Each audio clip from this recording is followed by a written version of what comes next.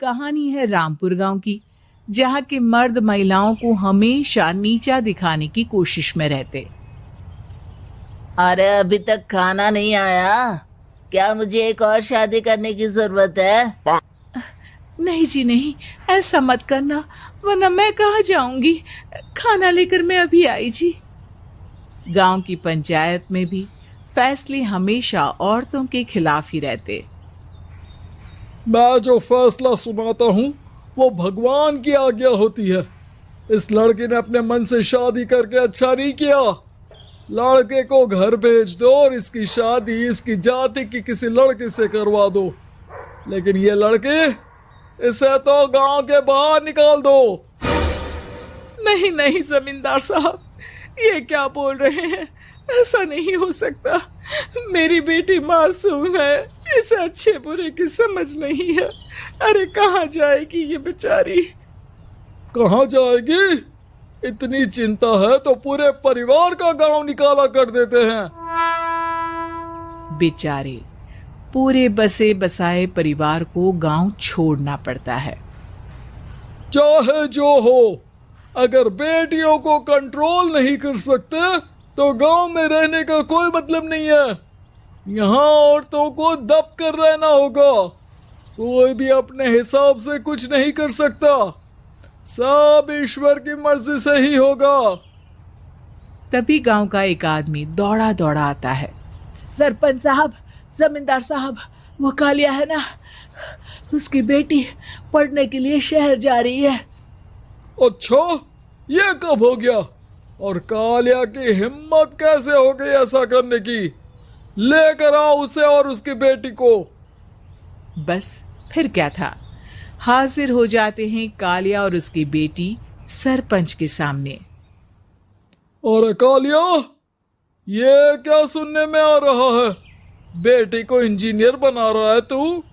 और ये बता, गांव में तो स्कूल नहीं है, फिर कहां से इतनी क्लास पास कर गई तेरी बेटी?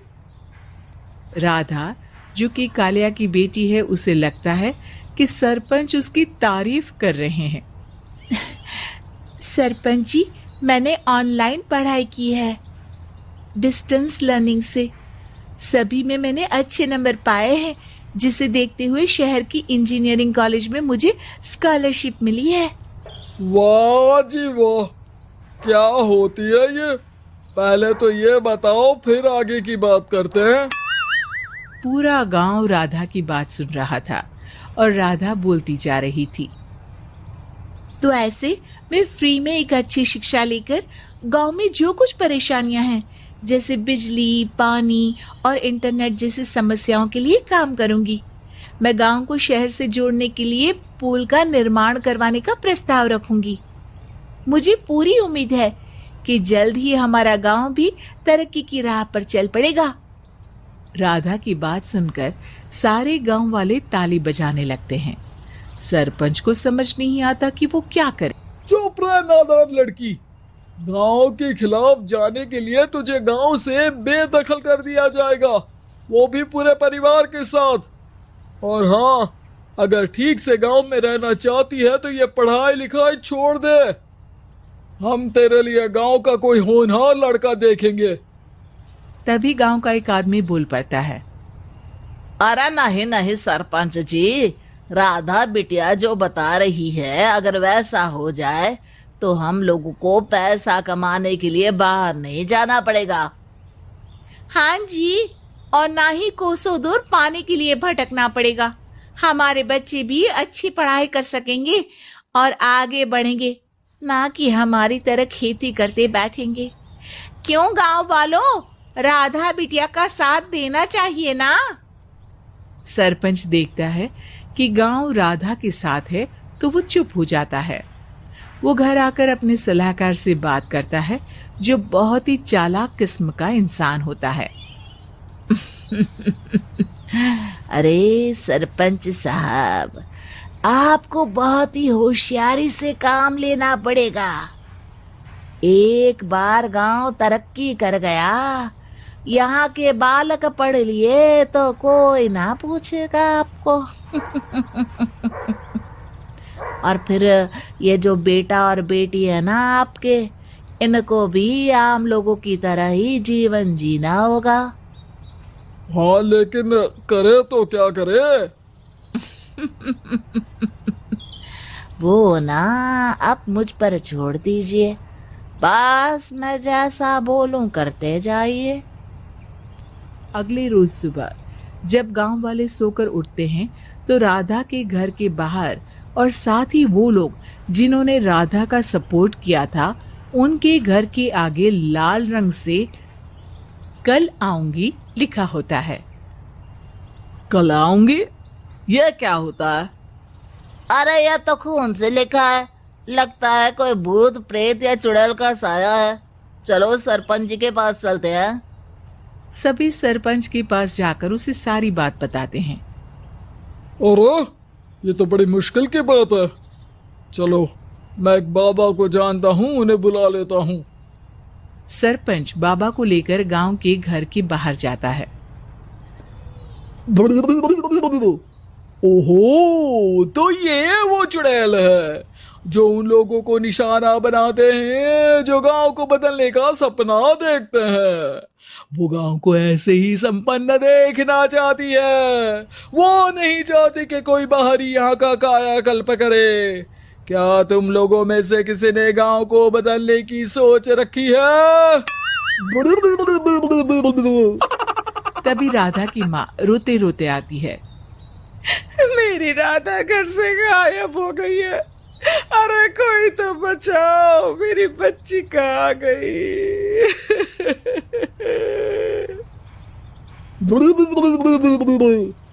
ले गई वो चुड़ैल, तेरी बच्ची को ले गई।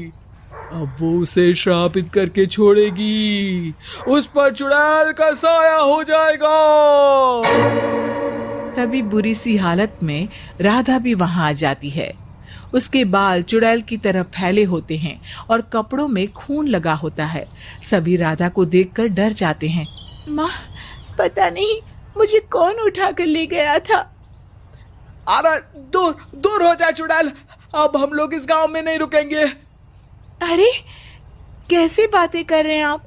कल तो आप मेरे भरोसे गांव का हुलिया बदलने, अपने बच्चों को पढ़ाने और तरक्की उन्नति की बात कर रहे थे, तो आज क्या हो गया आपको? ये फिर तुम लोगों को बहकाएगी। ये चुड़ैल गांव में आ चुकी है।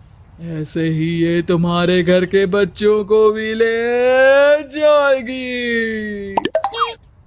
गांव वाले राधा को गांव से बाहर निकाल देते हैं। उसके माँ बाप रोते रहते हैं, लेकिन गांव वाले नहीं मानते।